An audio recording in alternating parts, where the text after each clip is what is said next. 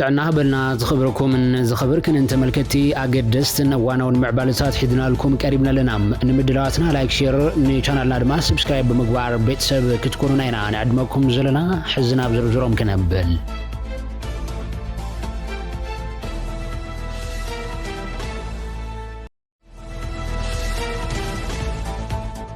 بفلمان لعلي 5 عامات اب ملا تግራይን ኢትዮጵያን ኢሉውን ክፍለ ዓለማትን ዝኽበር ዝነበረ ጽምብል ኣብ መቐለብ ወዕወዕ ከይተጸምበለ ተሪፎም እቲ ትማል 10 ለካቲት 2018 ዓመተ ምህረት አጋምሸት በመድረን መልእኽትን ተጀመረ ቀጥታ ፈነወ ቴሌቪዥናት ትግራይ ፕሬዝዳንት ተኸለለ ጀነራል ታደሰ ወረደን ኣብ ወንበር ውድብ ሕወሓት ዶክተር ደብረጽዮን ገብረ ሚካኤልን ዝተገበረ መድረ ጥራይ ክብሰር ተገይሮም ቅድመ 51 ዓመታት ከም ዝሎሚ 11 ለካቲት 1967 ኣብ برخات ددبيت قالس زولع حوحات دحرنا ويح ناي برتاو قالسي نوتادرو سرعات درغ فريسو حدش سرعات كانت مجمار يفلت انتخونه لو يمبل 51 عامت صنبل مسرتا بعلو بزي تخفافلن بزتجمع منفس خبر تجديدلام مس كالو ثلاثه بهراوያን ውድባት ስምረት በመፍጣር ይሄ ወደግ ብዝብል ገዛው ውድብ ፈጢሩ ለ30 ዓመታት ፖለቲካ ተሃገር ዓቢሉ ንጸንሐ ውድብ ሕወሓት ካብ ብረታው ቃልስ ሓሊፉ ኣብ ዓውደ ቁጠባ ዓብየት ብዝና አድለውት ከም ሓደር ኳ ጸንሐ እንተኾነ በአተሐዛሰባው መስላትን ኣብ ዓውደ ፖለቲካን ክውቀስ ድማ ጸንሐም እቲ በሕወሓት ዝምራሕ መንግስቲ ካብ ዘቤታው ጉዳያት ሓሊፉ ኣብ ዘባውና ህግራውን ዛዕባታት ሰፊሕ ጽልዋ ዝነበረ ኮይኑ ገለ መራሕቱ ኣብ አፍሪካውን ዓለም ለኻውን መድረኻት ጎሊሆም ወን ክራይ ገሪዮም አንደበታው ሞት መራሕቱ ውድብ ዝነበረ ቀዳማይ ሚኒስተር ነበር መለስ ዜናዊ ሰይቡ ግን ዓቅመ መሪሕነት ትውድብ እናንቆልቆለ መምጹ ይነጋር ድሕረቲ መለስ ዜናዊ ዓይነ መርፉ ጣፎ ካይድ አይጓዓዝ ዘሎ ተባሂሉ ዝንቀፍ ዝነበረ ውድብ ባዕሉን ባዕሉን በጸረ ዲሞክራሲነትን ጸረ ህዝብን ውሽጣው ምትእጅጃልን ገምጊሙ መንባሩ ዝከር ኮይኑ ተዓርሱ ክሕድስን ውሽጣው ሪፎርም ክገብርን ዛአቶ ቃል ግን ግብራው ከይኮነ ነው ናብ ዝሕዛati ወዘሎ መሃሙ ውድቀትን ድኽመትን ወሪድሎም ነቲ አርጊትን ኮሙኒስታው ተሐሳስባን የሰግም ተባሂሉ ዝንቀፍ ውድብ ሕወሓት ዝመርሕ ዘሎ ዶክተር ደብረጽዮን ገብረ ሚካኤል ኣብቲ ናይ ዝሓለፈ ዓመት መበል 50 ዓመት ጽምብል ዋናው ሪፎርምን ጽገናን ክገብር ምዃኑ ቃላት ነይሮም ህልውና ትግራይ ኣብ ከውሕ ዝንደቀሉ ሓድሽ መሬት ትንሳኤ ትግራይ ብግድን ክሳልጠሎ ዝብል ዶክተር ደብረጽዮን ገብረ ሚካኤል ውድብና ሕወሓት ነዝወጋው ጠለብን መመላስ ናይ ፕሮግራም ሕገ ደንብ ለውጢ ወይ ድማ ሪፎርም ክገብር ግድን በመዃኑ ህልውና ትግራይ ንመረጋት ትንሳኤ ትግራይ ኣብ ዝሓፀረ ዋና መምጻእን ትውድብ ኩሉ መዲያው ሪፎርም ንኽካየድ ዋናው ጠለብን ሕቶን ኮይኑ መጽኡሎ ክብል እንሆ ሓደ ዓመት መሊኡ ዛጌድ ዝኾነ ዓይነት ግብራዊ ዘይገበሮ ምንቅስቃስ ሕሊፉዋሎም ንዓታት በመምላእ ሓድሽ ጠለባት ብሙሳኽን ዝተማልአ ለውጥ ንምክያድ ስራሕቲ ለውጢ ከም ፕሮጀክት ንኽምራሕ ሕወሓት ቤት ጽሕፈት ጣይሹን ኣብ ስራሕት ኢሎ በመባልዩ ዝገልጽ ካብዚ ርኢዮተ ዓለሙ ብዝነቀል ኣብ ውሽጢ ብዝተፈጠረ ፖለቲካዊ ምብስባስ ሕማቕ ተሓዛ ሰባዊ መስላትን معفان ناصنتن سمو خلع الصنحيم ودب حوحات نزي سنا حسابو زغير حدش رؤية عالم كمرح ديو يكونن دما ناي بوزحات تعذبت حتى ينيرهم اب 2010 كاب مناسي اوروميا استلعلنا عب سيبو اب ماخلاي منغستي ناب مقله غصو تدفت ودب مسقدماي منستر ابي احمد استفتر زي مرد ادما ناب كوينات تግራይ كم زمرحيو زذكر زي نخلت عامت زلقه دماو كوينات بوعل بريتورا دو كوان تبل زاغيد فتح زي رخبه بزو حزباو هلكيتن ممزبالن زس عبيو سفحت غزاتات تخلل دما ابي دكالو تعطوات حيلታት አትይሎ ከም ገዛት خلل ድማ ነዚ ጥፋታት ሓላፍነት ክወስድ ሕቶታት ዝቀርበሉ ኮይኑ ድሕሪት ኮይናቱ ውን እንትኾነ መሪሕነት ትውድብ ንክልተ ተመቂሉ ንዝሓለፉ 3 ዓመታት ባዕሉን ባዕሉ በመውቃስን ዝባው አጀንዳታት ዘንጊዑ ኣብ ውሽጣው ፍሕፍሕ ተጸሚዱ ሕሊፍዎ ከም ዘሎ ይዝነገራሎም እቲ ባባላትን ደገፍትን ትውድብ ክኽበር ዝቀነየ በዓል ሎማዓንተ በከተማ መቀለ ዝተዛዘመ ኮይኑ አባላት እቲ በዶክተር ደብረጽዮን ገብረ ሚካኤል ዝምራሕ ውድብ ጥራይ ኣብቲ መድረኽ ተረኺቦም መድረታት ተስሚዓም ኣብ ወንበር ግዚያው ምሕዳር ተኸንፊ ዶክተር ደብረጽዮን ገብረ ሚካኤል እትውድብ ኣብ 1968 ዓመተ ምህረት ዘጋጠመ ሕንፍሽፍሽ ሓዊሱ ልዕሊ 4 ግዜ ሓደጋታት ምፍልላይ ዝገጠመ ምዃኑ ዘዘኻኸረ ኮይኑ እቲ ናይ ሕዘጋጢሞ ዘሎ ሓደጋ ድማ ብሄራዊ ክሕደት ካብ ምፍጻም ዝነቐለ ከም ዝኾነ ይዝኸስስ ኣብቲ ትማላማ ሲዮብ ሓወልቲ ሰማዕታት ትግራይ ኣብ ዝተኻየደ መርሃ ግብሪ ኣብ ወንበር ሕወሓት ዶክተር ደብረጽዮን ገብረ ሚካኤል ለካቲት 11 ዝዝከር ፈላሞት መናእሰይ ናይ ሚልዮናት ህዝቢ ባህግን ድሌትን ተሰኪሞም ባዕሎም ተቃሊሶምን ንኻልኦት ተቃሊሶምን ዕላማ ህዝብን ምዕዋት በረኻ ዝወጹላ መዓልትን ምዝካር ምዃኑ እቲ ለውጢ ክሕሎፍ ከም ዝገብረ ብልዕሊ ህዝቢ ትግራይ ጀኖሳይድ ከም ዝኣወጀን በምጥቃስ ነቲ ጀኖሳይድ ንምምካቱን ብዙሕ መስዋዕቲ ከም ዝተኸፈለን በዝተኸፈለ መስዋዕቲ ድማ ህዝቢ ትግራይ ካብ መድረገጥ ንምጥፋእ ዝተወልዐ ኩናት ደው ዝበለሎ በስምምዕ ፕሪቶሪያ ናብ ሰላም ዝተኣተወሉን ኩነታት ድማ ከም ዝተፈጠረ ይዘኻኽር እቲ ስምምዕ ከይተፈጸመ 3 ዓመታት ከም ዘቆፀረ ዝገለጸ ዶክተር ደብረጽዮን በሰንከዚ ህዝቢ ብመከራን ስቃይን ኮይኖም ብሕማምን ጥሜትን ይረግፍ በመህላው ብምግላጽ ካብዚ ብሰገረ ትግራይ ናብ ክባብ ምእታው ማሕበረ ቁጠባዊ ጸቕጢ ምብጽሑን ወራር ንምፍጻም ድማ ሓደሽቲ ምድላዋት ይግበሩ ምህላውም እዩ ኣፍሊጡ ዘሎም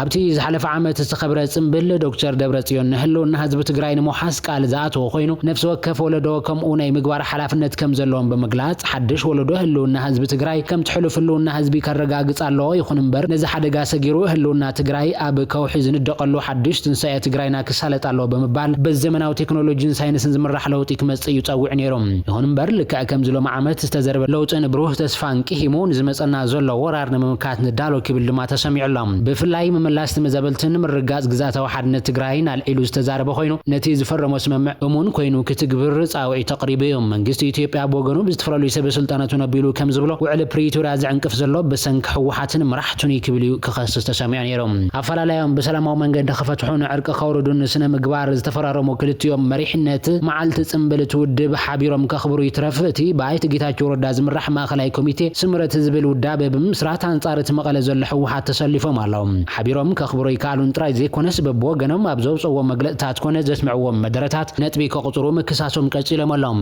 ዶክተር ደብረጽዮን ገብረ ሚካኤል ኣብ መደረኡ ነቲ ብኣይተ ጌታቸው ረዳ ዝምራሕ ውድብ ብሄራዊ ክሕደት ብምፍጻም ዝኸሰስ ኮይኑ እቲ ኣብ ጊዜያዊ ምሕዳር ዝነበረ ኣካል ድማ ነቲ ካልእ ናይ ጥፍኣትን ዕሉል ናይ ስልጣን ባህግን ዘለዎ ክብል ይከስሱ ነይሮም ኣብ ዞባታትን ወረዳታትን ትግራይ እቲ በዓል ብኸመይ ከም ዝሓለፈ ንጹር ሓበሬታ ንምርካብ እኳ እንተዘይተኻለ ኣብቲ ኣብ መቐለ ስታድየም ትግራይ ክበዓል ትጥቢት ተገይሩ እኳ እንተነበረ ነበርቲ ግን ኣብ መዓልታዊ ዋኒናቶም ብምውዓል ኣብዒሎም ኣሎም ኣብ ዝሓለፈ ዓመት ዝነበረ ጽምብል ብኣይተ ጌታቸው ረዳ ዝምራሕ ዝነበረ ቤት ጽሕፈት ዞባታትን ወረዳታትን ከተማታትን ኣቐዲምኩም ብዝሓዝክሞ መደብ መሰረት ክትቅጽሉን ህዝቢ ከተማ መቐለ ግን ነተፈጢሩ ዘሎ ኩነታት ኣብ ግምት ምእታው ኣብ ገዛኻ ኮይንካ ነዚ ብሄራዊ በዓል ክትዝክሮ እላቦ ዝብል መግለጺ ሎሚ ዓመት ድማ መምሕዳር ጀነራል ታደሰ ተደጊሙ ኣብ ገጽ ቢዕልዎ ኣሎም ኣይተ ጌታቸው ረዳ ሎሚ ዕለት ድማ ብምኽንያት ምስረታ መበል 51 ዓመት ሕወሓት ኣብ ማሕበራዊ መራኸቢታቱ ጽሓፈ ጽሑፍ እውን መዘራረብ ዛዕባ ኮይኑሎም ንሱ ንኹልኹም ብቐንዕናን ብውፊነትን ረብሓ ህዝቢ ትግራይ ዝተጋደልኩምን መስዋዕትነት ዝኸፈልኩምን ተጋሩ እንኳዕ ንመበል 51 ዓመት ጽምብል 11 ልካቲት ተብጽሕኩም ኣብጽሕና ድሕር ምባል ወሲኹ ድማ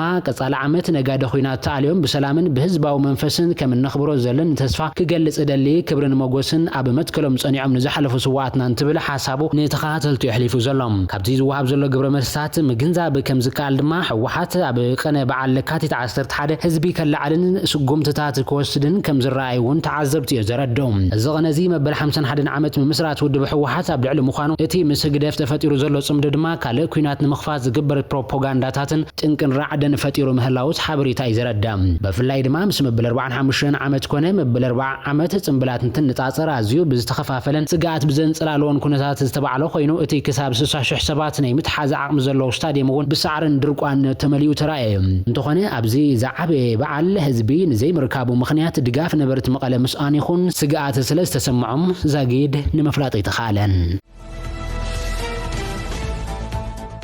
معبلنا يقصللهم ناب أوروبا نمتاو بليبيا زحلفو إرتران إثيوبيا نزركبهم سدتينات استفلالي هاجراتن كبيد سبا وتحساتي قاتمهم كم زلت حبيرهم هب ليبيا قداس وتاو عمس قدود تاو نقدن مسرت عين يخونو كم زلو دما يحبرات هاجرات فليتو زلام عبلعلتهم سدتينات بس حرر هذي بلون سلطاون جسات مسلات مبزحتو جزي بتوم مسوسب مزي ليبيا ركب زلوم زي حجانا سجاجرت فتصم زلو يدما يبل بيتحفت كوميشن سبا ومسلات حبرات هاجرات لو خد جاف ليبيان بعسة شعات لكاتيت كلتشن إسرائيل شدشان بحبر أو زوج ومجلسي أبي ليبيا زركبوا إثيوبيان كمون إيرتران زركبوا سدتينات بس حمد الله سقاي زرزيرو مالهم زي كعبة الرخلتشن إسرائيل 4 كسابة حساس كلتشن إسرائيل حموشنا بزول جزيز شفن سبب كدالون كله كبعسة شدش هاجرات أفريقيان ما خلاي مبرقن دبوبيس ينزموا وأستات ميت سدتينات حتى تعقبان كعلى محتاج تغيير له معلوم زيوم زي قطعة إثيوبيا إيرترا دبوب السودان كينيان كمون سوماليان زركبوا كوينهم أبتسابت تقصت اللي شدش تسمونا بمبرقة ليبيا بزركب تبروق بزركب اندان نقد تاثيرات صنحت إيرتراويت موت محشني قعزو سي أول يونيرو كتبلك على هي والله استفرالو دك تبعتيو بزح جزي عميت من يوم كسب 14 عام زعدمي نوالد معلتاوي عمصاني رن كتبل دماق على هي والله تا قداي ابل استدرا كابتي تتحزت له خنتات كتوص مبجو كخفلو تجديدهم دمايم اب طرخ لتشن إسران حموشن حنت قداي سكيات نصوتاو عمصنا يزخونه إثيوبيا ويتقال تنستيتي زري فيديو اب محبراو مرخبيتات تزرغحن يريو اب فيديو دما اتا قداي نختفتح سدرا مبجو كخفلو كتمحصن ترايا ب28 ጥር ድማ ስድራ $6,000 مسكفلو كم استفتحت ጸብጻብ ሕብራት ሃገራት የመላኺቱ ዘሎም ኣብዚ ዋና በሃገራት ኤውሮጳ ክሰግሩ ዝደልዩ ስደተኛታት ኣብ ዝሓለፉላ ሊብያ ኣብ ልዕሊ ስደተኛታትን ሓተት ዕቁባን ዝፍጸም ስልታው ከምውን ሰፊሕ ግሰ ሰብኣዊ ምስላትን በደላትን ዘይተሓታትነት ከም ዝቐጸለ ኦቻ ገሊጹሎም ስደተኛታት መብዛሕትኦም ግዜ ብብረት መፈራሕን ክወርዶም ብሓይሊ ክትሓዙን ይጭወዩን ካብ ስድሮኦም ይፍለዩን ድሕሪውን ዘይሕጋውን መዳጎንን ማእኸላት ከም ዝውሰዱ ይጠቕሱ ዘሎም ኣብቲ መዳጎነታት ነዊሕ ግዜ ይሰሩ ብዝወርዶም ስቅያትን ኢሰብኣዊ ተሓዛን ድማ ንኸፍትሑ ገንዘብ ክኸፍሉ ይግደዱ በመባል መብዛሕትኡ ግዜ ምስ ናይ መንግስቲ ኣካላት ርክብ ዘለዎም ዘይሕጋውያን ኣሰጋገር ስደተኛታት ካብቲ ኩነታት ንምኽሳብ ከም ዝንቀሳቐሱ ይዘረዳም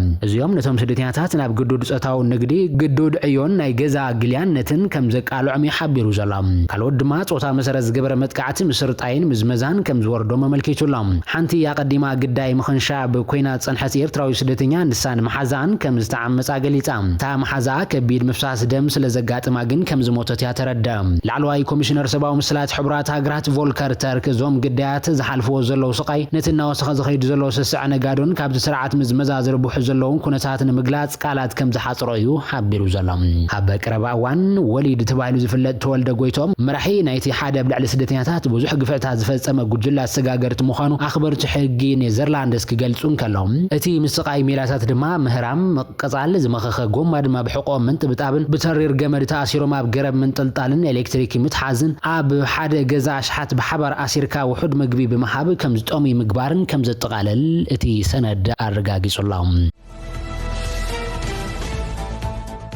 ዘረባ ኤርዶጋን አበዲስ አባ ከቢድ ተቃውሞ በጊሶም ፕሬዝዳንት ቱርኪ ረሲብ ጣይብ ኤርዶጋን ትማለ በዲስ አባ መስቀድማይ ሚኒስትር አብይ አህመድ ድሕርም ዝራቦም ዝሃቦ ጋዜጣዊ መግለጺ ኣብ ዞባ ቀርና አፍሪካ ሓዱሽ ክትዕን ተቃውሞ ነበጊሶሎም ኤርዶጋን ብፍላይ ብዛዕባ ፍልጦ ሃገራውነት ሶማሊላንድ ዝሃቦ ዘረባ ኣዝዩ ቃልቡ ሰሓብ ኮይኑ ይርከብ ፕሬዝዳንት ቱርኪ ረሲብ ጣይብ ኤርዶጋን ድማ ቱርኪ ኣብ ቀርና አፍሪካ ሓድሽቲ ጎንፅታት ክረአ ፈጺማ ከም ዘይትደልን ድሮ ኣብ ስቃይን ዘሎ ህዝቢ ዞባ ሓዱሽ መከራ ክውስኸሉ ከም ዘይግባእን እዮም ገሊጾም ቀርና አፍሪካ ናይ ወጻኢ ሓይልታት መዋደቕ ሜዳ ክኸውን ከም ዘይብሉ እውን ተሓሳሲቦም እዮም አይን ዓለም ኣብ ኩሉ ቀርና አፍሪካ ኣብ ዘለሉ እዋን ነቲ ነዊሕ ዘመናት ዘቁፀረ ናይ ኢትዮጵያ ሃገረ መንግስቲ መዋቕርን ኣብነታዊ ምሕደራን ዝያዳ ኣገዳሲ ኮይኑ መጽኡሎ ድማ ኢሎም ቱርኪ ኣብ ቀርና አፍሪካን ዘለዋ ሃገራት ሉዓላውነትን ናይ ግዛታዊ ሓድነትን ዘለዋ ጽኑዕ ደገፍን ዳግማ ያረጋግጾም ኣሎም እዚ ብወገን ኢትዮጵያ ልዑል ግምት ተዋሂቦ ዝነበረ ብቐጥታ ኣብ ብሄራዊ ቴሌቪዥን ሃገር እውን ተመሓላሊፉ እዩ ቱርኪ ኣብ ቀርና አፍሪካ ሉዓላውነትን ግዛታዊ ሓድነትን ሃገራት ዓብይ ቆላሕታ ከም